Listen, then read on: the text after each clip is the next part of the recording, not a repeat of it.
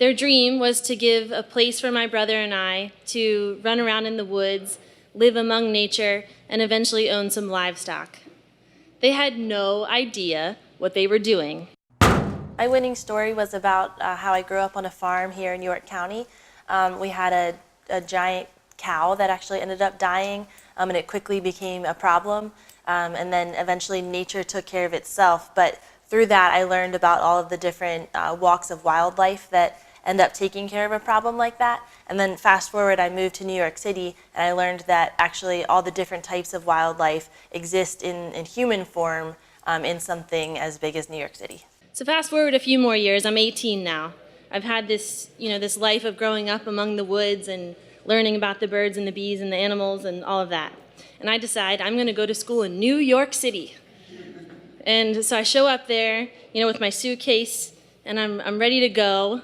But I had no idea what I was doing.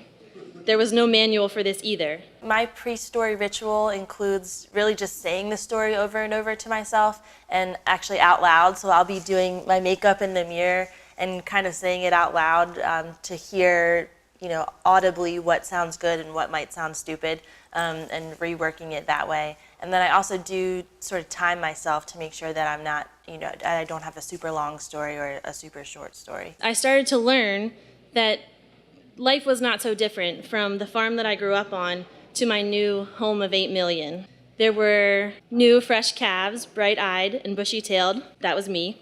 I would suggest that someone, if they're on the fence about coming to a story slam and trying to tell a story, that it's really not as scary as it seems. At the end of the day, it's just a bunch of people sitting in a room, having a beer, and wanting to hear a story that they've never heard before.